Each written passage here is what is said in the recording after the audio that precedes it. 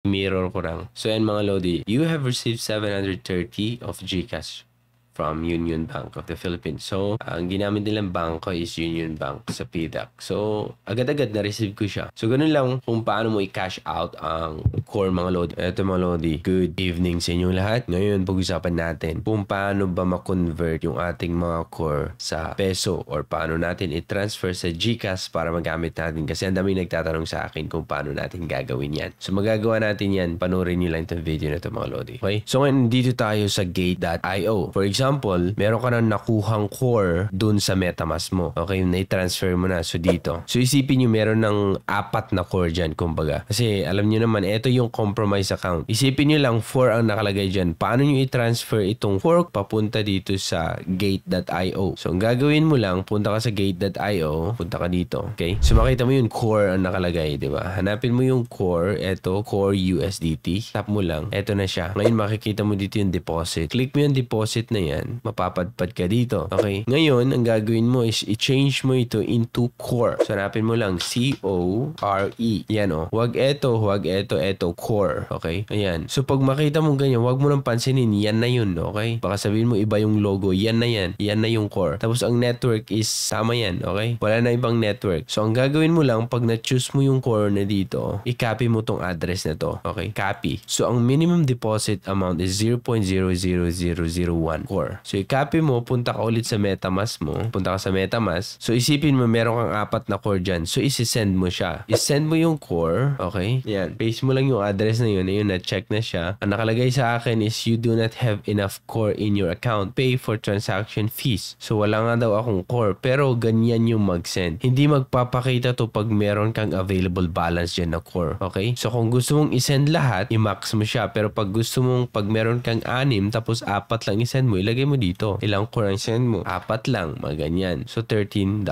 Pero pag gusto mo i-withdraw lahat yung 10, i-max mo siya. Okay, tapos, ang mangyayari, may next, and then i-confirm mo lang yung transaction. Para confirm lang. Tapos, after nun na sabing successful, okay, magpapakita na yung core mo dito sa exchange na to. Ngayon, pag andito ka sa exchange, paano naman natin i-transfer dito sa GCash? Okay, so, kailangan nating bumili ngayon ng core. So, walang karga itong Gate.io ko kasi kagagawa ko lang to. Ngayon, magta-transfer tayo. Ipapakita ko ulit paano mag-transfer. Wala tayong core, di ba? Kasi wala nga tayo na-transfer. Guni-guni lang natin yung sinabi ko kanina. Pero kailangan natin mag-deposit para makabili tayo ng core dito sa Gate.io. So, ang gagawin natin is kuha tayo ng USDT dun sa Binance. Same process lang din yung pinakita ko sa inyo. Katulad ng core. Hanapin mo ang USDT. Tapos, syempre, anong network? Yung kanina is sa core. Dito naman, syempre, sa Binance tayo. Okay? Sa BSC BEP20. Copy mo yung address na yan, tapos pupunta ka dun sa Binance account mo. So, dito sa Binance account ko, dito na ako sa withdrawal section. So, USDT pinili ko. I-paste ko lang yung address dito. Pag paste kong ganyan, okay, minimum withdrawal is 2 USDT. So, ang gagawin natin is select. Siyempre, BSC tayo. BSC yan. Pinili natin doon. Ngayon, ang kanyang fee ay 0.29 USDT. So, marireceive natin is 14 USDT. Okay? So, i-withdraw na natin. Withdraw. Confirm. Continue. And then, kailangan kong kunin itong mga code. Wait lang Email. Tapos, yan yung code. Balik tayo dun. Email. Tapos dun sa phone, open mo lang ganyan. 390171. 390179. Submit. Ayun. Then, complete. So, awaiting approval. Sabi dito, awaiting approval. Confirmation is 0.15. So, wait natin yan na maging 15.15. Okay? Tapos, maging available na siya dito sa Gate.io. So, stop ko muna. So, eto na mga Lodi. Meron na yung dineposit natin na 14 USDT. So, ang gagawin natin, ibibili natin ito ng core. Okay? So, pupunta tayo dito sa my trade spot. Okay? Spot. Tapos, click lang natin yan. Close ko lang tong account ko dito. Okay? Dito na tayo sa spot. So, hanapin natin ang core. Okay? So, COR/USDT. So, pumapatak siya ng $3.37. Okay? So, ang gagawin natin ngayon is ibibili natin yung $14. So, ngayon, andito tayo sa may spot trading. Ngayon, nakikita mo yung price, $3.42. So, pag dito ka sa limit, pwede mong iset kung anong price gusto mong bilhin yung core. So, pag tingin mo, mamaya-maya is bababa pa yan hanggang $3.16. Pwede mong ilagay dito. Okay? Pwede pwede mong ilagay $3.16. Tapos, ilang core ang bibilhin mo pag bumaba hanggang $3.16? Pwede mong sabihin, ilagay mo lahat, ibili mo lahat yung USDT ko. So, 4 ang mabibili niya. Tapos, pwede mong i-buy ganyan. Confirm order mo lang siya. So, ngayon, nag-aantay yan. Okay? Naka-place na yung order mo dyan. Andito siya, oh. Okay? So, ang ibig sabihin yan, ngayon, ang price ng core is nasa $3.44. Pero pag bumagsak hanggang $3.16 dito na part, ibig sabihin mag-execute yung order mo, bibili siya. Okay? So matatagalan tayo pag ganyan. Ngayon, i-cancel na lang natin. Pwede mo i-cancel yan. O, na-cancel na yung order, no? Ngayon sa limit yun. Ngayon sa market naman, eto na kung ano yung current price niya ngayon, yun ang bibilhin mo. So wala ka nang ilagay-lagay na limit dyan. Basta na lang bibili ka, ilan ang core bibilhin mo, ibili mo lahat, ganyan. Pag buy mo, kung ano yung current price niya, dyan niya bibilhin. Okay? So, nakalagay dyan, $14.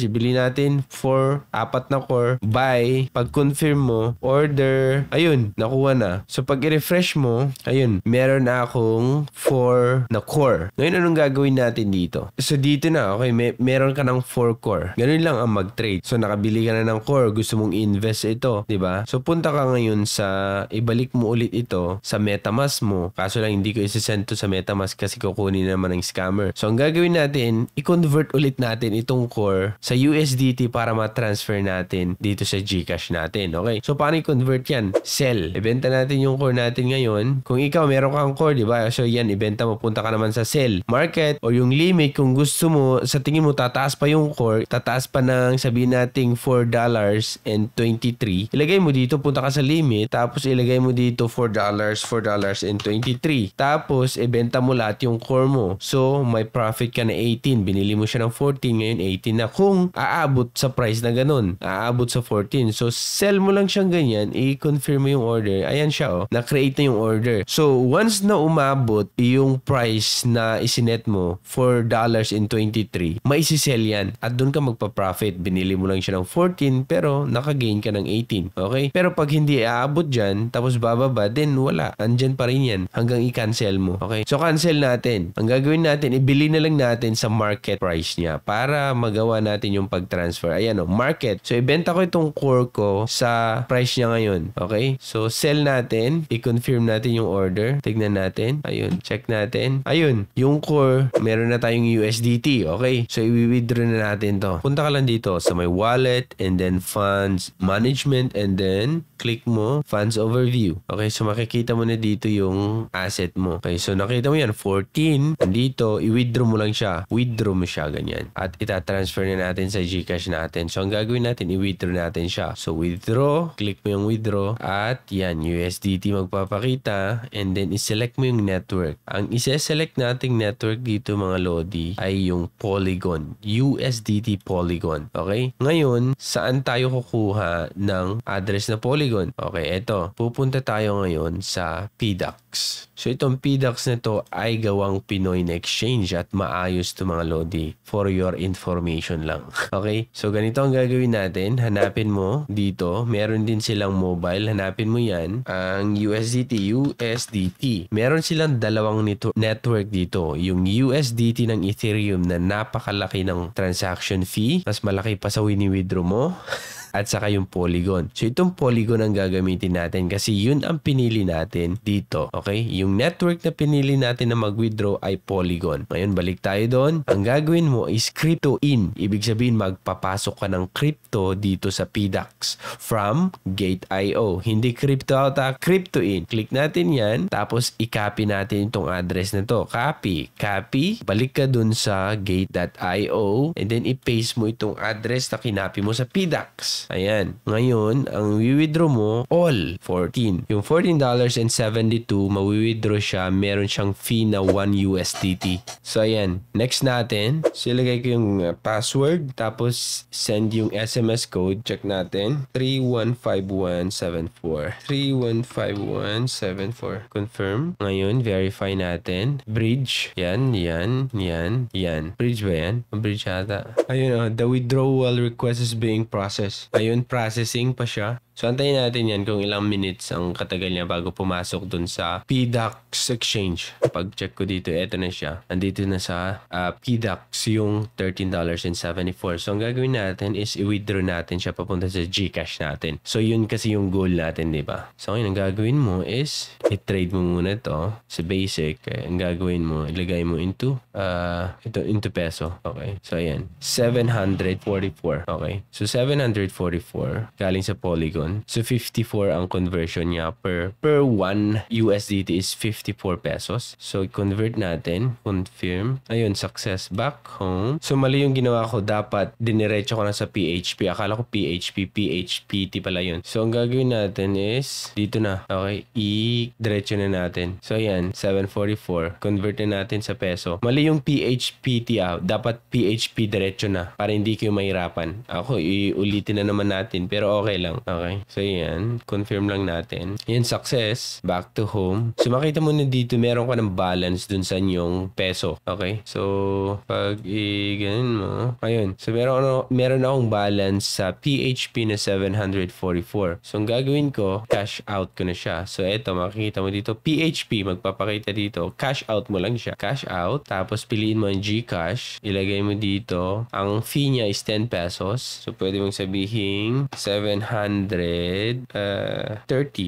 Okay. Tapos GCash name. Siyempre. Yan. Yung number mo na yan. 71. Okay. Yung number mo. Cash out. Okay. So, yan. So, 7 cash out. So, amount na magka-cash out is 740. Yung 10 pesos is convenience fee. Okay. So, i-cash out natin. Make sure lang na tama yung number na pinaglalagay mo. Ayun. 730 na send sa aking Gmail. Check natin. Confirmation code. Okay. Ito. Cash out. Nag-text ang PDAX ng code sa Gmail ko 725601. Okay. Ayun. Cash out. Cash out may GCash 0919. Tignan natin kung marireceive natin. Okay. Ayun. Meron nagpakita dito. Meron nagpakita. Teka, i-mirror ko lang. So, yan mga Lodi. You have received 730 of GCash from Union Bank of the Philippines. So, ang ginamit nilang bangko is Union Bank sa PDAX. So, agad-agad na-receive ko siya. So, ganun lang kung paano mo i-cash out ang